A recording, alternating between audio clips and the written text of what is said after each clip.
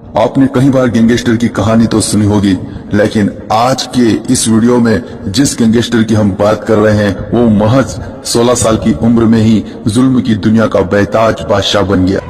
दोस्तों, अभी तक आपने कई गैंगस्टरों के बारे में सुना होगा, जैसे सूर्य प्रकाश शुक्ला, मुन्ना बजरंगी, मुख्तार अंसारी, ब्रजेश सिंह, धनंजय सिंह।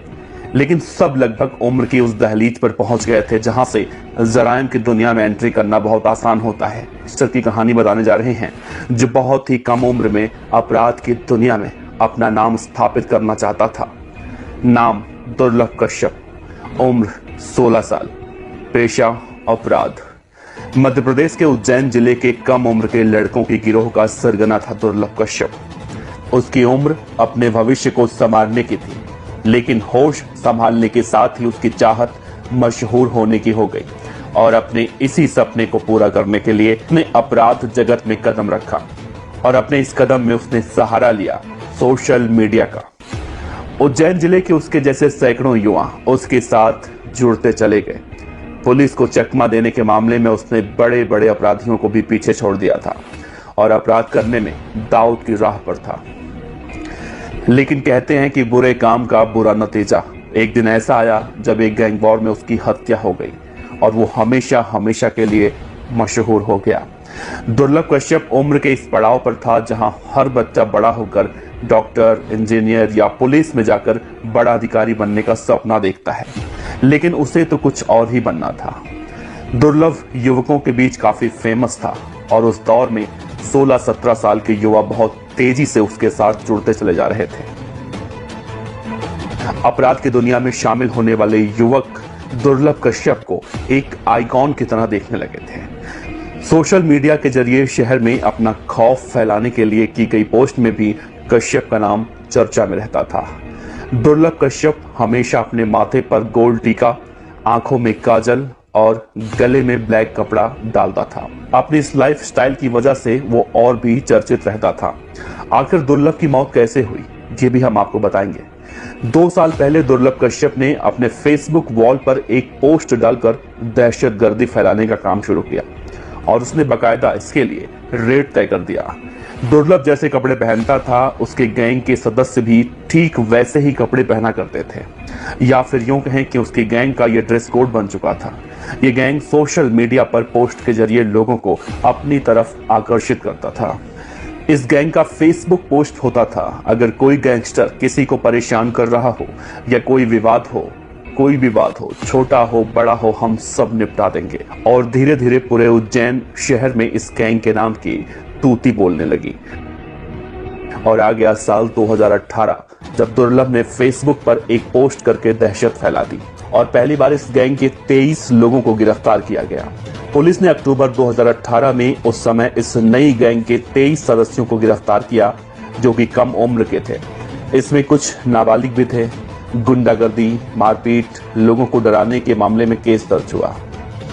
दुर्लभ कश्यप का फेसबुक पर स्टेटस था कि वो कुख्यात बदमाश, हत्यारा और अपराधी है। कोई सा भी विवाद हो, कैसा भी विवाद हो, तो उससे संपर्क करें। इसी के साथ इन लोगों की प्रोफाइल पर हथियारों के साथ पोस्ट, धमकाने और दहशत फैलाने वाली पोस्टें भी डाली जाती थी। गैंग के लोगों की फेसबुक आईडी का संचालन करने के लिए एक टीम बना रखी थी जो दहशत फैलाने वाली पोस्ट करते थे। इस आईडी से जेल में बंद लोगों की भी फोटो पोस्ट की गई। दुर्लभ कश्यप एक ऐसा लड़का था जो नाबालिग अवस्था में ही अपराध की दुनिया में अपने पैर आगे बढ़ा चुका था और वो न केवल आपराधिक गतिविधियों में सम्मिलित हुआ बल्कि उसमें नए हम उम्र के लड़कों की लाइन तैयार की जो उसके फॉलोअर बन गए। और इसे फॉलो करने में उसका मुख्य साधन था सोशल मीडिया। फॉलोअर्स को बढ़ाने के लिए वो सबसे ज्यादा फेसबुक पर एक्टिव था। कई बार उसने व्हाट्सएप ग्रुप भी बनाए और उसी के माध्यम से अपने लड़कों को मूवमेंट करवाना, कई जगह पर जाना, विवाद में शामिल होना, नशा करना, इस प्रकार की उसके लिए बातें आम हो चुकी थी। दुर्लभ का गैंग दिन दूना रात चौगुना फल फूल रहा था। रात के सन्नाटे में लोगों की गाड़ियों के शीशे तोड़ने से लेकर लूटपाट सब कुछ ये गैंग बहुत ही तेजी से कर रहा था। और फिर इस बारे में वहां के एसपी सचिन अतुलकर को इस बारे में खबर मिली और सबको पकड़ा गया। इस गैंग के अपराधों की हिस्ट्री इतनी थी कि एसपी सचिन अतुलकर ने बकायदा हिस्ट्री शीट भी बनवाई लेकिन उसके खिलाफ ज्यादा मामला नहीं बना क्योंकि वो और उसके गैंग के सदस्य नाबालिग थे और उसे बाल सुधार गृह भेज दिया गया। और वो जब 18 साल का हुआ तो पुलिस ने कार्रवाई की और उसे इंदौर के जेल में शिफ्ट कर दिया गया।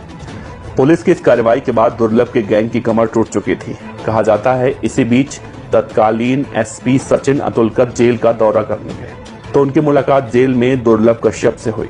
तो उन्होंने उससे कहा कि तू अपनी उम्र से ज्यादा दुश्मन बना चुका है, इसीलिए तू जेल में रह और यहीं पे तू सुरक्षित रहेगा।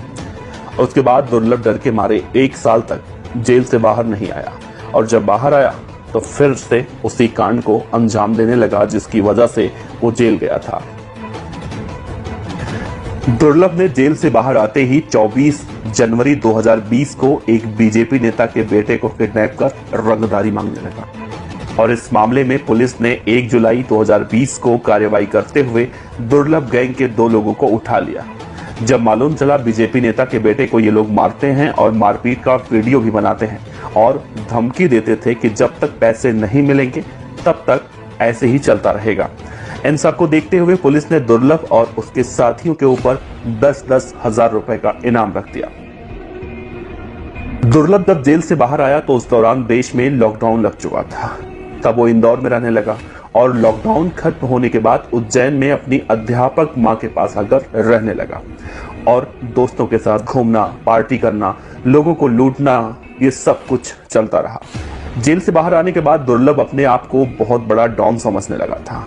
पुलिस की निगाहें अब दुर्लभ से हटकर और अपराधियों पर जा चुकी थी। लॉकडाउन चल रहा था, अपराध अपने चरम पर था। दुर्लभ भी रोजाना रात में पार्टी करने और गुंडागर्दी करने में मशगूल था। लेकिन वो दिन भी आ गया जब दुर्लभ का अंत होने वाला था। उस रात कुछ ऐसा हुआ जिसके बाद दुर्लभ का आतंक उज्जैन से हमेशा हमेशा के लिए खत्म हो गया। एक रात दुर्लभ अपने साथियों के साथ रफीगंज इलाके में एक चाय वाले से चाकू की नोक पर रंगदारी मांगता है और वहां से फरार हो जाता है। चाय वाला अमन उर्फ भूरा लूटने के बाद माधवनगर थाने में जाता है शिकायत करने, लेकिन उसकी शिकायत नहीं सुनी जाती। पुलिस वाले उसे डांटकर भगा देते हैं और दुर्लभ रात के 1 बजे फिर उसी चाय की दुकान पर पहुंचता है जहां पर एक शहनवाज नाम का युवक पहले से ही मौजूद रहता है। किसी बात को लेकर उन दोनों में कहा सुनी होती है और तभी अचानक दुर्लभ अपने जेब से कट्टा निकालता है और शहनवाज को गोली मार देता है। गोली लगते ही शहनवाज वहीं गिर जाता है और वहां पर मौजूद उसके साथी दुर्लभ को घेर लेते हैं और चाकुओं से 34 वार दुर्लभ पर करते हैं। दुर्लभ को गिरता देख उसके साथी पहले ही भाग जाते हैं, जिसका परिणाम ये हुआ कि जराइम की दुनिया में अपना नाम कमाने की चाहत रखने वाला एक 20 साल का दुर्लभ गैंग वॉर में चाकुओं के 34 वार से मारा गया। इस घटना का मुख्य गवाह बना वो चाय वाला और उसकी निशानदेही पर दुर्लभ के कई साथियों को गिरफ्तार भी किया गया। लेकिन गिरफ्तार होने के बाद दुर्लभ के एक साथी अभिषेक ने कहा कि शहनवाज को गोली लगने के बाद जब उसके साथी दुर्लभ को चाकुओं से मार रहे थे तो चाय वाले अमन उर्फ भूरा ने चिल्लाकर कहा था कि शादाब भाई जान से मार दो उसको, उसे जिंदा मत छोड़ना।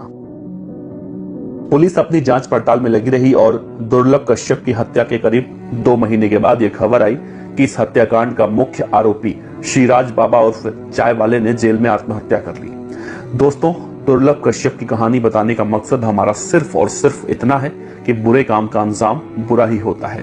जब दुर्लभ की मौत हुई तो उसके पिता रजनीश कश्यप ने मीडिया से बातचीत करते हुए कहा था कि कोई भी उनके बेटे के जैसा ना बने और इस तरह से खत्म हुआ उज्जैन शहर से आतंक का पर्याय बन चुके